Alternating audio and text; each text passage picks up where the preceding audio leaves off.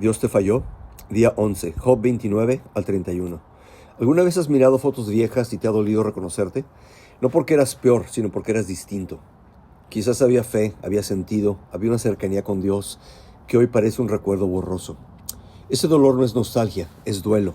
Duelo por la versión de ti que creía que Dios siempre estaría igual de cerca. Esto es Job 29 al 31, el último discurso de un hombre que ya no intenta ganar el debate, sino salvar su integridad. Capítulo 29, cuando el pasado brilla más que el presente. Job no recuerda prosperidad material de forma aislada, recuerda armonía, felicidad en su amistad con Dios, alegría con su familia. No recuerda cosas, recuerda relaciones. Recuerda cuando el mundo tenía sentido, cuando Dios parecía cercano, cuando la vida encajaba. Era respetado en la plaza, escuchado por los ancianos, buscado por los jóvenes, no por miedo, por confianza. Ayudaba al pobre, defendía al huérfano, sostenía a la viuda. Aquí Job no está idealizando el pasado, está describiendo una identidad moral.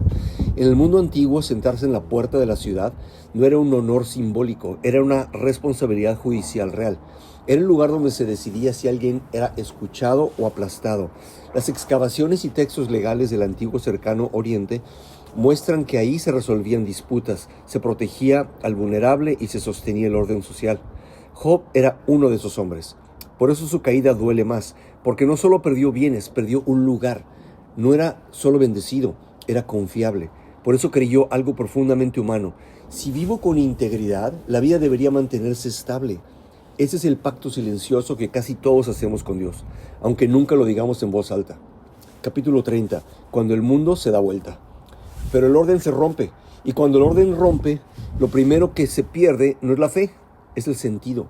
Ahora los que antes eran hijos de sus siervos más humildes se burlan de él. No solo burla, es humillación pública. No solo pierde estatus, pierde identidad. Porque cuando el respeto se va, empiezas a preguntarte quién eres sin él. Dios ya no parece aliado, parece adversario. Me arrojaste al lodo, clamo y no respondes. Job no está midiendo palabras, está diciendo lo impensable. Eso no es teología, es trauma. La psicología lo llama colapso del marco de significado. Un estudio longitudinal, o sea, uno que observa a las mismas personas o grupos durante un periodo largo de tiempo para ver cómo cambian, qué se mantiene o qué causa qué, del Pew Research Center, mostró que más del 70% de las personas que atraviesan tragedias severas experimentan una crisis espiritual cuando el sufrimiento contradice su sistema moral previo. No porque sean débiles, sino porque eran coherentes. No es solo dolor, es desorientación. Eso es Job. Antes el mundo respondía, ahora no. Antes Dios parecía cercano, ahora guarda silencio. Ese silencio se parece a lo que ocurre en El Señor de los Anillos cuando la historia entra en su tramo más oscuro. Frodo no sigue caminando porque siente esperanza, sigue caminando cuando ya no la siente. Gandalf no aparece, las águilas no llegan, el bien no responde de inmediato y aún así Frodo no se rinde, no porque entiende el plan, sino porque decide no traicionar quién es en medio de la oscuridad. Eso es Job aquí. No tiene respuestas, no tiene cercanía, pero se niega a vender su integridad solo para dejar de sufrir. La fe en su forma más cruda no es sentir a Dios cerca, es seguir caminando cuando el silencio pesa más que la carga. Job no está negando a Dios. Está diciendo, no entiendo quién eres ahora. Y esa frase no es rebelión, es honestidad. Y vive en la boca de muchos, aunque no se atrevan a decirla. Capítulo 31, la defensa de la conciencia. Job no se declara perfecto, se declara íntegro. No dice nunca fallé, dice nunca me mentí.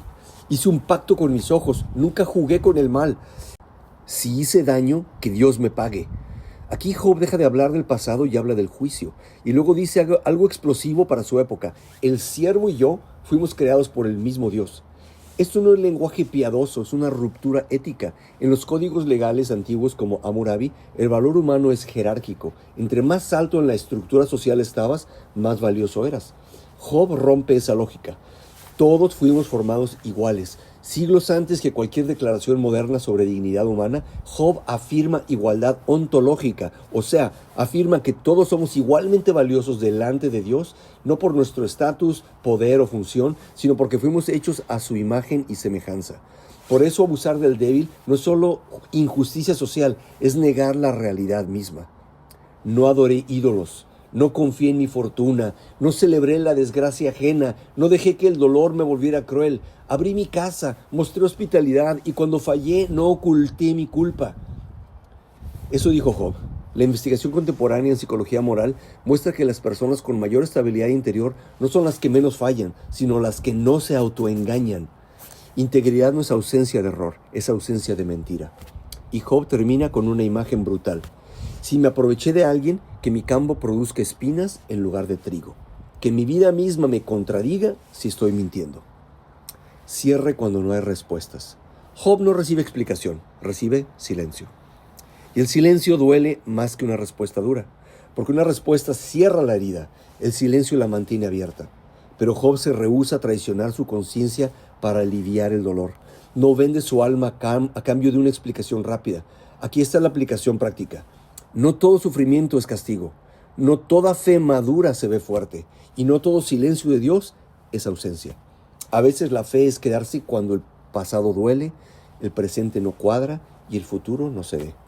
Permanecer íntegro cuando no tienes respuestas, pero tampoco estás dispuesto a mentirte.